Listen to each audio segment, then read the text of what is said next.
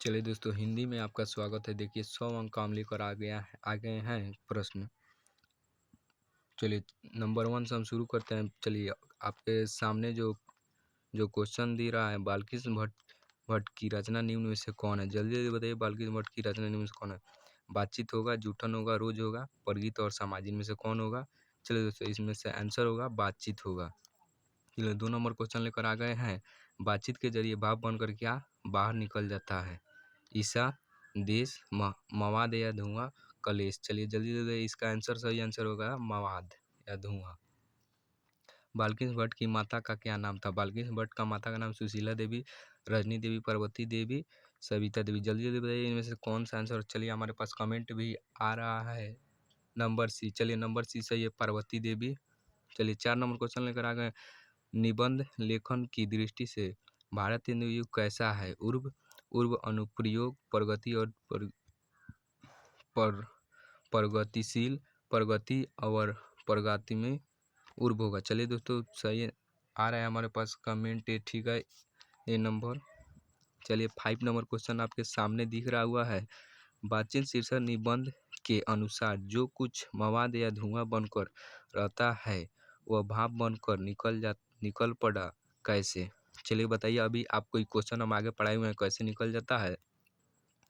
बहस के जरिए, झगड़ा करके, बातचीत के जरिए, हंसने से। चलिए अभी हम आपको ऊपर क्वेश्चन बताए हुए हैं, बातचीत के जरिए जो ये बनकर निकल जाता है।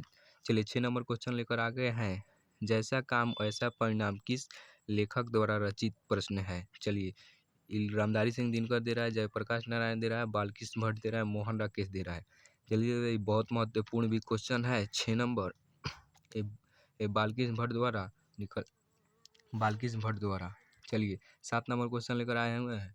बाल्किश भट्ट के पिता का क्या नाम था? जल्दी बताइए, बहुत महत्वपूर्ण प्रश्न है जो हर एक साल बोर्ड में पूछा जाता है। देनी प्रसाद, बेनी प्रसाद, टेनी प्रसाद, सैनी प्रसाद। जो इसका आंसर होगा बेनी प्रसाद भट्ट होगा।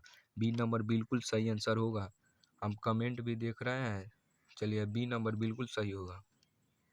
चलिए दमयंती स्वयं किस लेखक की रचना है? चंद्र शर्मा गुलेरी, मलयज, बाल्किश भट्ट, भगत सिंह। तो इसका आंसर सही आंसर हो जाएगा सी, बाल्किश भट्ट द्वारा है। बाल्किश भट्ट की रचना बातचीत क्या है? एकांकी है, कहानी है, यात्रा संकलन है, ललित निबंध है। चलिए दोस्तों, इन्हीं नंबर क्वेश्चन का आप लोग आंसर जल्दी जल्दी कमेंट में बताइए। इसका आंसर जो दिया हुआ है गलती है, डी नंबर आंसर है, लेकिन ललित निबंध नहीं होगा, खाली निबंध होगा। चलिए देखो, निबंध हो जाएगा। अगर बोर्ड में ऐसा क्वेश्चन आए तो आप लोग ललित निबंध नहीं लगाइएगा, बल्कि निबंध लगाइएगा। चलिए आगे बढ़ते हैं। फिर 10 नंबर क्वेश्चन, बाल्किश भट्ट किस युग के निबंधकार थे? पश्चात युग, भारतेंदु युग, द्विवेदी युग, स्वतंत्रता युग। चलिए जल्दी जल्दी बताइए, इसका आंसर सर बी सी। चलिए बहुत बच्चे हैं जो बी और सी दोनों लगा रहे हैं। चलिए हम इसका आंसर सही बताते हैं, भारतेंदु युग होगा, बी होगा, बिल्कुल सही। चलिए 11 नंबर क्वेश्चन लेकर आ गए। मनुष्य की बातचीत का उत्तम तरीका क्या है? चलिए आगे भी हम आपको क्वेश्चन पढ़ाए हुए हैं कि मनुष्य की बातचीत का सबसे उत्तम तरीका क्या है?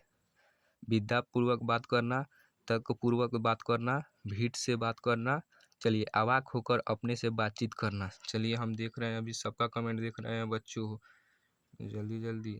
चलिए डी नंबर बिल्कुल सही होगा, डी नंबर बिल्कुल सही होगा, अवाक होकर अपने से बातचीत करना। चलिए 12 नंबर क्वेश्चन लेकर आ गए हैं, बहुत महत्वपूर्ण क्वेश्चन है। संवाद में सबसे महत्वपूर्ण क्या है? तर्क, आत्मीयता, विज्ञापन, प्रवाहपूर्ण भाषा। चलिए जल्दी जल्दी बताइए, इसका आंसर हो गया आत्मीयता। संवाद में सबसे महत्वपूर्ण क्या है? आत्मीयता। चलिए बाल्किश भट्ट का जन्म हुआ था, चलिए इसमें सब दिया हुआ है। चलिए 23 जून 1884 को भी दिया हुआ है, 23 जून 1844 को भी दिया हुआ है, 20 जुलाई 1902 को भी दिया हुआ है, 18 सितंबर 1834 को भी दिया हुआ है। इसमें जल्दी जल्दी बताइए क्या होगा? कमेंट हम देख रहे हैं, कोई बच्चा बोल रहा है ए, कोई डी। नहीं नहीं, डी तो नहीं होगा। चलिए हम इसको आंसर बताते हैं, इसका आंसर बी होगा, 23 जून 1844 ईस्वी को। चलिए इतना ही क्वेश्चन बहुत महत्वपूर्ण है। आप लोग काफ़ी आशा करते हैं कि आप लोग को वीडियो समझ में आई हो। फिर मिलते हैं अगले वीडियो में, तब तक के लिए बाय।